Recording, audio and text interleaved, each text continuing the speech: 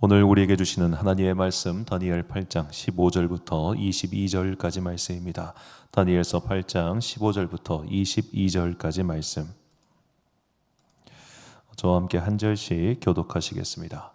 나 다니엘이 이 환상을 보고 그 뜻을 알고자 할 때에 사람 모양 같은 것이 내 앞에 섰고 내가 들은즉 울레강 두 언덕 사이에서 사람의 목소리가 있어 외쳐 이르되 가브리엘아 이 환상을 이 사람에게 깨닫게 하라 하더니 그가 내가 선 곳으로 나왔는데 그가 나올 때에 내가 두려워서 얼굴을 땅에 대고 엎드리매 그가 내게 이르되 인자야 깨달아 알라 이 환상은 정한 때의 끝에 관한 것이니라. 그가 내게 말할 때에 내가 얼굴을 땅에 대고 엎드려 깊이 잠들매 그가 나를 어루만져서 일으켜 세우며 이르되 진노하시는 때가 마친 후에 될 일을 내게 알게 하리니 이 환상은 정한 때의 끝에 관한 것임이라. 내가 본 바 두 뿔 가진 수장은 곧 메대와 바사 왕들이요 털이 많은 수렴소는 곧 헬라 왕이요 그의 두 눈 사이에는 큰 뿔은 곧 그 첫째 왕이요 이 뿔이 꺾이고 그 대신에 네 뿔이 났은즉 그 나라 가운데에서 내 나라가 일어나되 그의 권세만 못하리라. 아멘. 오늘 알수록 알기 쉬운 성경 세계사 12번째 시간 오락가락 헬레니즘 제국이라는 제목으로 우리 함께 하나님의 일하심을 배우는 시간 갖도록 하겠습니다. 자, 지난 시간은 우리가 페르시아 제국에 대해서 함께 연구를 해봤습니다. 페르시아 제국의 특징은 이제 성경 안에서 이 페르시아 제국을 이었던 키루스 2세 이 고레스 대왕을 가리켜서 기름 부은 자라고 하신 게 가장 중요한 특징이라고 말씀드렸죠. 그러니까 하나님께서는 이 고레스와 그의 자손들을 메시아로 사용하신 겁니다.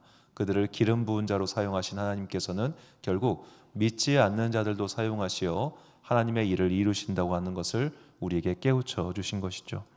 우리는 어쩔 수 없이 믿지 않는 자와 한 시대를 살아갈 수밖에 없습니다. 그러므로 우리가 누군가를 선택하거나 누군가를 고를 때 그의 믿음 여부만 두고 판단해서는 곤란한 경우가 참 많습니다. 아주 극단적인 예를 들어서 신앙은 정말 좋아요. 정말 좋은 교인이야. 근데 정말 좋은 교인과 함께 일하다가 서로 사이가 나빠진 일이 얼마나 많은지 아십니까?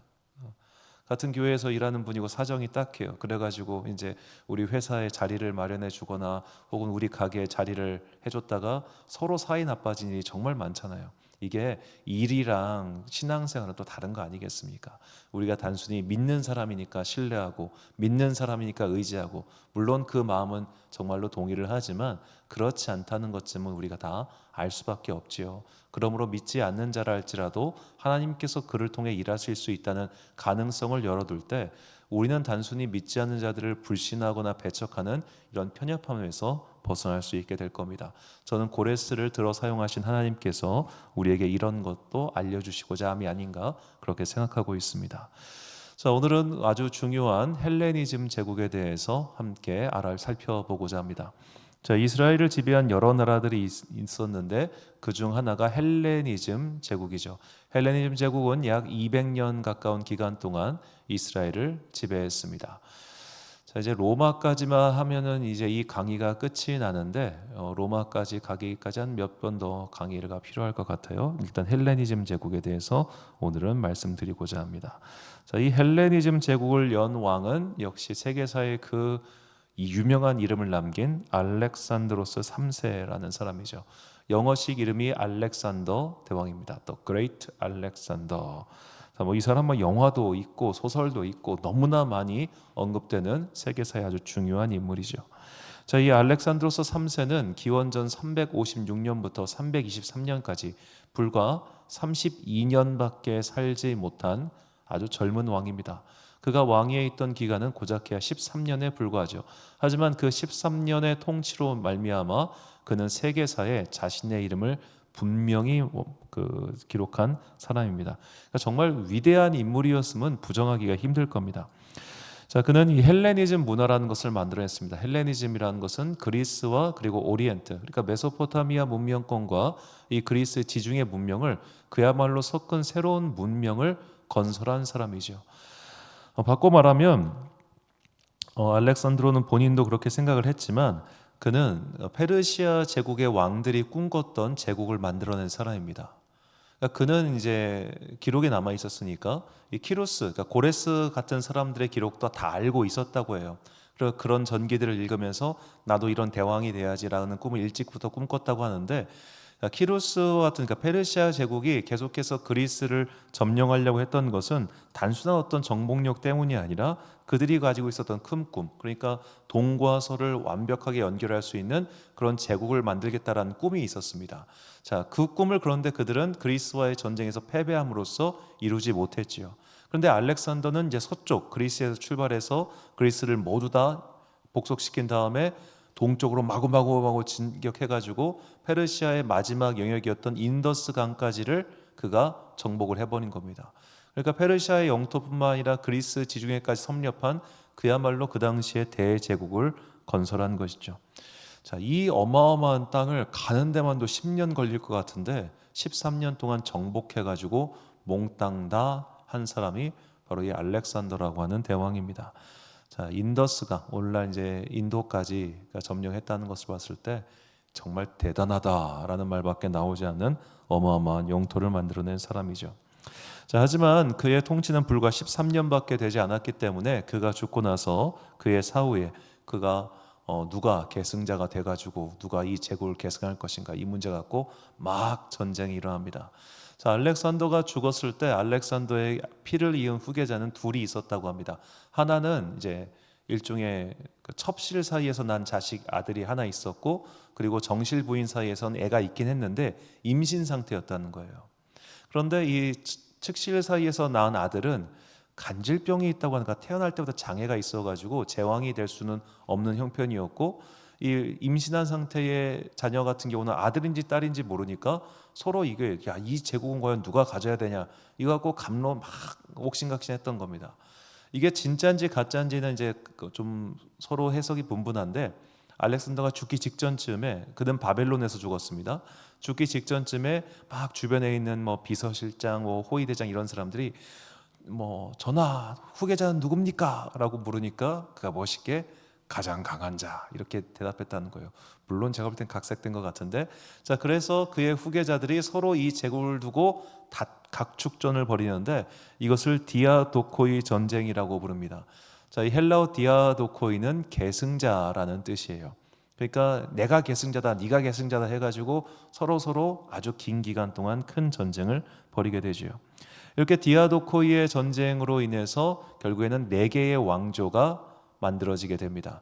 마케도니아는 안티파트로스 왕조, 그리고 트라키아는 리시마코스, 이집트는 프톨레마이오스, 그리고 페르시아 영토 쪽 이 아시아는 셀레우코스 왕조가 만들어지죠. 바로 오늘 본문에 나오는 이 네 개의 뿔, 그 이야기가 바로 이 알렉산더와 그의 후손들에 대한 말씀입니다.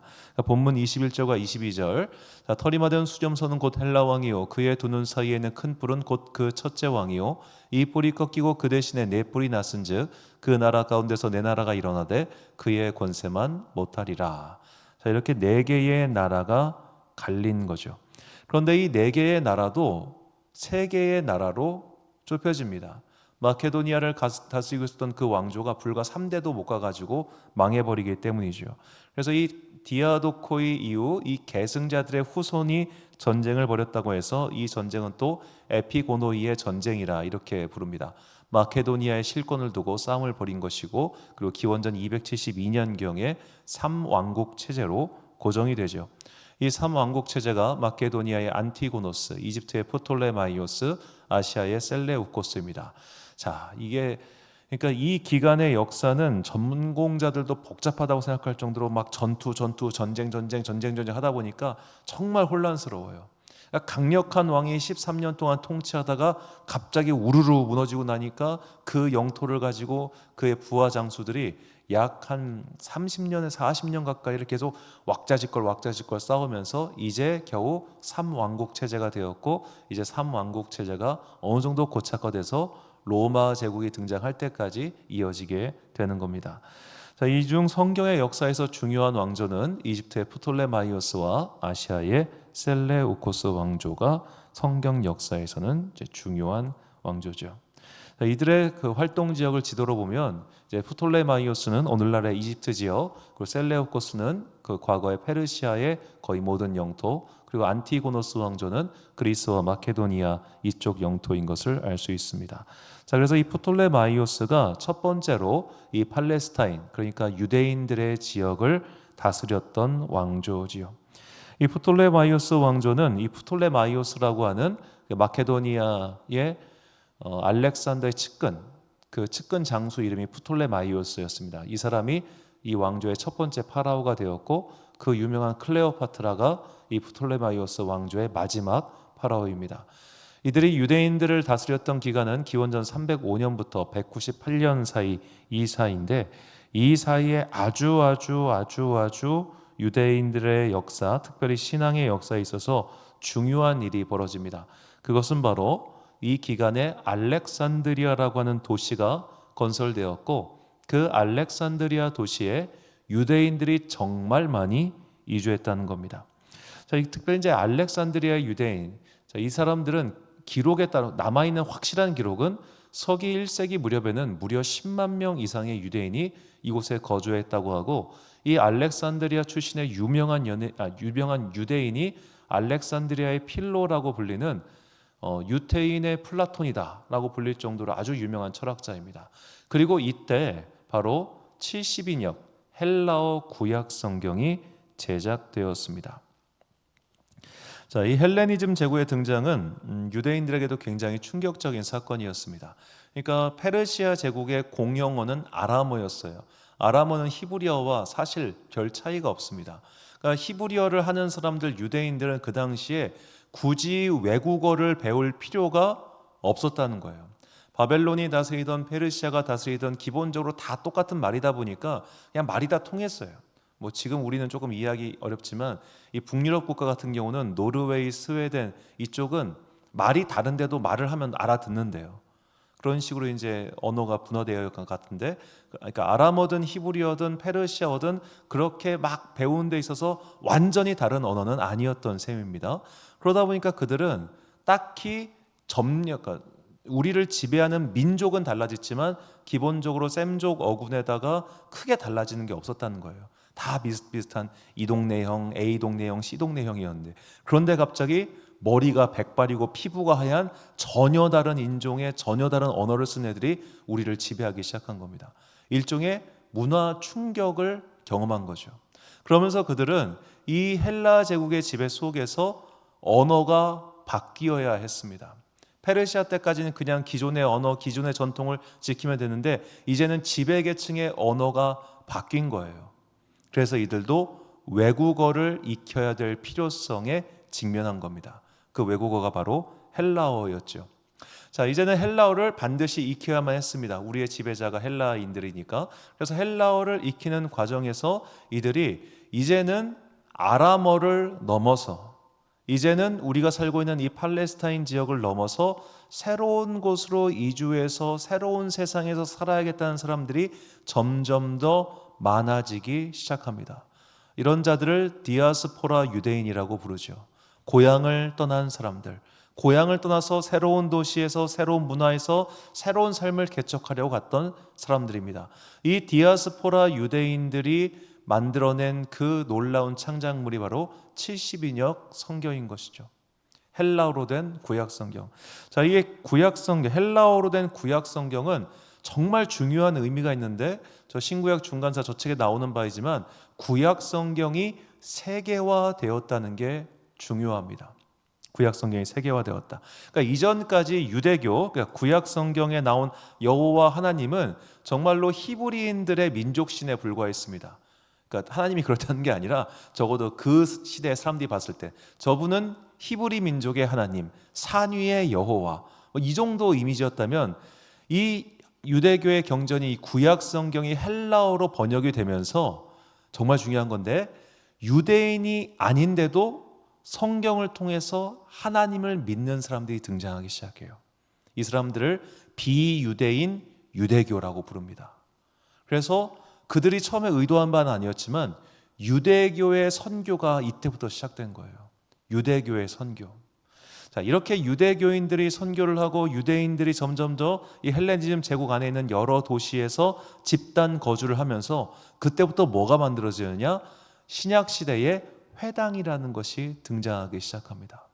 더 이상 예루살렘 성전 가서 거기서 예배드리고 거기서 모임하기에는 거리가 갈 수 없는 거리가 되다 보니까 평생에 한 번 가면 다행일까 너무 멀어지니까 각자의 중요한 도시에서 모여가지고 거기서 예배하고 거기서 모임 갖고 하는 그런 회당 문화가 조금씩 자리 잡기 시작했죠. 이게 헬레니즘 제국의 가장 큰 특징이었습니다.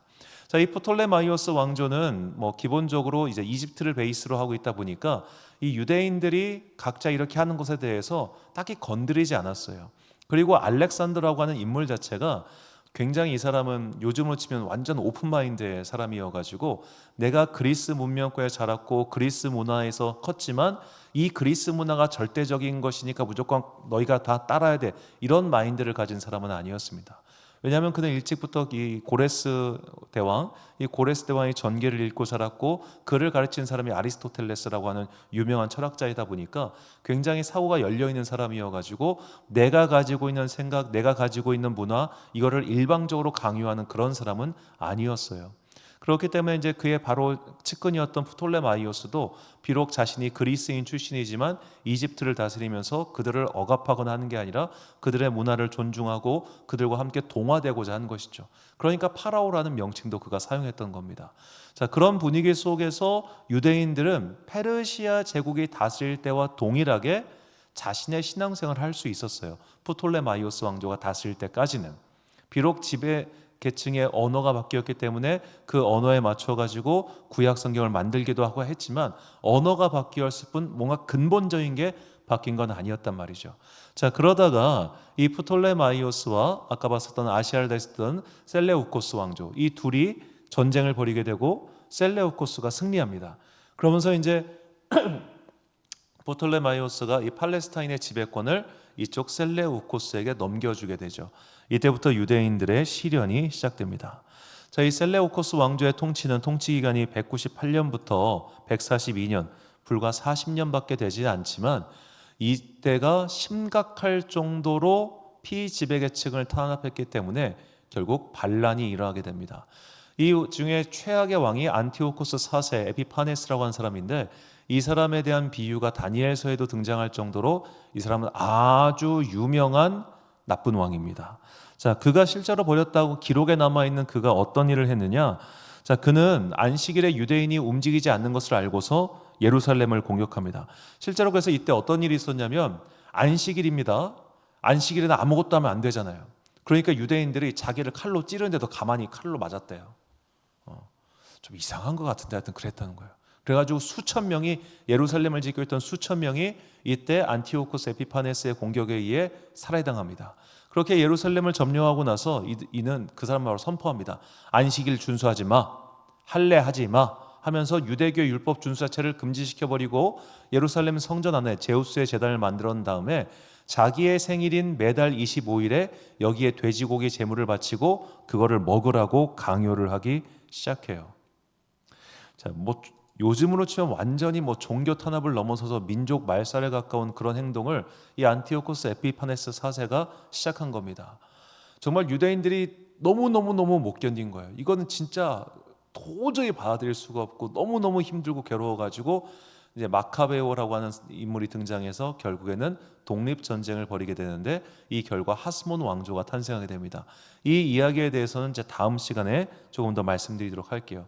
자, 이 시기를 우리가 보통 신구약 중간기라고 부릅니다. 말라기에서부터 마태복음에 이어지는 약 400년간의 침묵기를 뜻하죠. 정확히는 말라기라기보다는 느헤미야가 성벽 공사를 완공하고 그가 총독의 근무를 마치는 때로부터 예수님 때까지는 이 공간이 비어 있습니다. 그러니까 이 400년 동안 도대체 무슨 일이 벌어졌는가? 이 400년 동안 페르시아가 다스렸고 헬라 제국이 다스렸고 이제 로마의 통치가 시작됐던 것이죠. 이런 로마의 통치까지 이어지는 이 헬레니즘의 이 중간다리 역사, 이 역사를 통해서 우리에게 배울 수 있는 것이 있는데 바로 유대교가 이 억압의 시기, 어찌 보면 이 괴롭힘의 시기 동안 오히려 세계로 뻗어나갈 수 있는 그런 준비를 하게 됐다는 겁니다. 그래서 이제 결론적으로 말씀드리면 헬레니즘 제국의 통치와 유대인의 활동을 봤을 때 중요한 거 바로 70인역 구약 성경 헬라어 성경을 만들어서 하나님의 말씀이 이방인에게도 전파되었다는 점, 그리고 성전 중심주의자들과 회당 중심주의자들의 탄생, 일종의 분파가 발생한 것이죠. 결국 이것은 유대인의 세계관이 확장으로 이어졌고 그리스도 교회의 선교를 예비하게 되었다는 겁니다. 그러니까 저 70인역 성경이 없었으면 바울의 선교도 불가능했을 겁니다. 저렇게 그 헬라 제국 때 여러 콜로니에 유대인들이 가가지고 회당을 만들지 않았으면 우리가 그 회당 중심의 선교 활동을 하지 못했겠죠. 자, 헬라 제국의 통치는 좋았을 때도 있고 나빴을 때도 있었습니다. 그러니까 포톨레마이오스든 셀레우코스는 둘 다 그냥 헬레니즘 제국으로 묶어버리거든요. 이 헬레니즘 제국의 통치 때는 좋을 때도 있고 나쁠 때도 있었지만 결과적으로 봤을 때 그 통치 기간이 있었기 때문에 이 히브리인들이 팔레스타인 땅 여기 문화에만 고여있지 않고 세계로 뻗어나갈 수 있는 일종의 밑바탕이 되었다는 겁니다. 이렇게 세계로 뻗어나갈 수 있는 밑바탕이 되었기 때문에 나중에 바울의 선교가 가능했던 거죠. 우리가 바울의 사도행전을 보면은 헬라의 귀부인이라는 표현이 등장합니다. 헬라의 귀부인. 왜 헬라인인데 귀부인이 회당에 있겠습니까? 이때 70인역을 번역해 나가지고 그거를 읽고 구약 성경에 나온 여호와 하나님을 믿는 사람들이 회당에 나오고 있었던 거예요. 그 회당에 나오고 있었던 자들에게 말하기를 이 성경에서 예언한 메시아가 바로 예수 그리스도라고 바울이 설명하고 다닌 겁니다. 앞서 70인역이 없었다면 어떻게 바울의 선교가 가능했겠어요? 자, 이렇게 억압의 시기 어떻게 보면 억압의 시기였고 괴롭힘의 시기였지만 이 일로 말미암아 새로운 일들이 일어나죠. 이것이 기독교의 역사뿐만 아니라 우리 개인에게도 이런 일이 일어난다는 겁니다. 인생망사 새옹지마라는 말을 제가 참 좋아하는데, 자, 살다 보면 오늘의 좋은 것이 내일의 나쁜 것이 될 수도 있고 오늘의 막힘이 내일의 뚫림이 될 수도 있지 않습니까?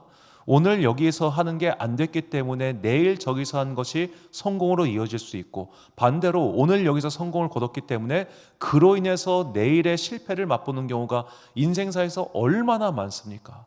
하다못해 떡볶이집 하나를 차린다고 해도 떡볶이집이 여기서 잘 돼가지고 계속 떡볶이 고집하다가 이게 꼬바로우로 바뀌었는데 꼬바로우 못 따라가고 거기서 망해버리는 사람도 있고, 떡볶이 하다 망해가지고 옆에다 꼬바로우 집 차렸는데 그 꼬바로우 집으로 대박나는 사람도 있잖아요. 오늘의 성공이 반드시 내일의 성공으로 이어지지도 않고 오늘의 실패가 반드시 내일의 실패로 이어지지도 않는다는 겁니다. 하나님께서 우리의 인생을 어떻게 사용하시고 어떻게 만들어 가실지는 그 누구도 알 수 없는 겁니다. 그래서 기독교인은 자살하면 안 되는 거예요. 어제 한 유명 정치인이 이제 스스로 목숨을 끊었는데, 물론 저도 그분을 좋아하진 않습니다. 평소에 말이 좀 너무 험했거든요. 그런데 그분이 교회 장로예요. 그 지역에서는 굉장히 유명한 크리스찬이고 그 어머니도 그렇고 하여튼 집안 자체가 되게 크리스찬 집안으로 아주 유명한 사람입니다. 근데 자살을 했어요. 물론 불명예스럽고 물론 쪽팔리고 물론 괴롭겠지, 그렇겠죠, 이해해요. 그런데 그래서 그리스도인은 죽으면 안 되는 거예요. 지금 이 일이 나중에 어떻게 될지 몰라요. 지금 자신이 겪고 있는 이 불명예와 이 수치가 그거를 잘못하고 사과하고 어쩌면 그리고 나면은 새롭게 어떤 일이 생길지도 몰라요. 그 순간이 수치스럽지만 새로운 길이 열리기도 하거든요.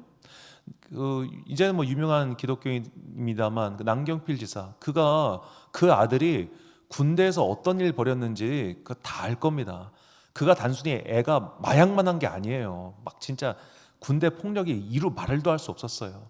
온갖 불명예를 뒤집어 쓰고 그리고 뭐 부인이랑 이혼하고 막 그냥 진짜 망경필한 사람이 인생 끝났구나 싶을 정도로 난타를 당했습니다. 근데 지금 누가 그걸 기억이나 합니까?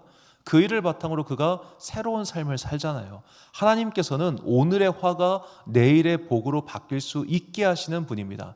그러므로 오늘 내 삶에서 내 뜻대로 되지 않을 때, 자꾸만 무언가 맡겼을 때 나 이제 끝났나 봐, 포기해야지, 이게 아니라 새로운 일을 행하시는 하나님을 믿고 그분을 의지하면서 우리의 인생을 개척해 나가기를 소망합니다. 그런 우리에게 주신 하나님의 말씀, 이사야 43장 19절부터 20절 말씀을 함께 봉독하겠습니다. 시작. 보라, 내가 새 일을 행하리니 이제 나타낼 것이라. 너희가 그것을 알지 못하겠느냐? 반드시 내가 광야의 길을 사막의 강을 내리니 장차 들짐승 곧 승냥이와 타조도 나를 존경할 것은 내가 광야의 물을 사막의 강들을 내어 내 백성 내가 택한 자에게 마시게 할 것임이라. 아멘. 사랑하는 지혜빛 광성교회 성도 여러분, 그리고 이 수요일 함께 예배드리고 계신 귀한 주님의 자녀 여러분, 헬레니즘 제국의 통치는 유대인들에게 분명히 괴로운 시간이었습니다. 하지만 그 괴로운 시간이 있었기 때문에 나중에 하나님의 나라 세계 선교의 기틀을 마련할 수 있었죠. 우리의 인생도 마찬가지입니다. 지금의 성공이 내일의 성공을 담보하는 것도 아니고 오늘의 실패가 내일의 실패로 반드시 이어지는 것도 아닙니다. 그러니 결코 우리에게 주어진 삶이라고 하는 것을 포기하지 마십시오. 설령 나의 잘못으로 인해, 나의 실수로 인해, 나의 죄로 인해 지금 내가 모욕과 난타질을 당한다고 할지라도 그 시간이 지나고 나면 분명히 내가 주님을 붙잡고 의지하는 한 새로운 길이 열릴 겁니다. 인생을 포기하는 것은 성도의 할 바가 아니라는 것을 잊지 마시고, 비록 정말 힘겹고 괴로운 거 저도 압니다. 하지만 삶을 포기하지 마시고 끝까지 이어나가 반드시 이 광야 같은 삶의 세기를 내시고 사막 같은 삶에 생수를 주시는 거룩하신 주님을 믿고 우리의 삶을 열심히 살아가는 저와 여러분 되시기를 주님의 이름으로 축원합니다. 기도하겠습니다. 사랑과 은혜가 풍성하신 아버지 하나님, 헬레니즘 제국의 통치는 참으로 힘겨운 시간이었지만 그 통치가 있었기 때문에 하나님 나라의 새로운 일들이 깨어났다는 것을 깨닫게 해주시니 감사합니다. 이런 일들이 우리의 삶 가운데도 일어날 것을 믿습니다. 비록 지금 힘들고 어렵다 할지라도 그것이 나로 인해 생긴 일이든 혹은 나 외에 다른 일로 생긴 일이든 내가 겪고 있는 고난에 대하여 이것을 잘 통과했을 때 하나님께서 광야의 길을 내시고 사막의 생명의 강을 내시는 그 기적을 체험하게 될 것을 믿습니다. 하나님의 일하심을 신뢰하며 오늘도 나의 삶을 포기하지 않고 열심히 살아가는 그런 주의 거룩한 자녀들 되기를 간절히 소망하오며 이 모든 말씀 우리 구주 예수 그리스도의 이름으로 기도드립니다. 아멘.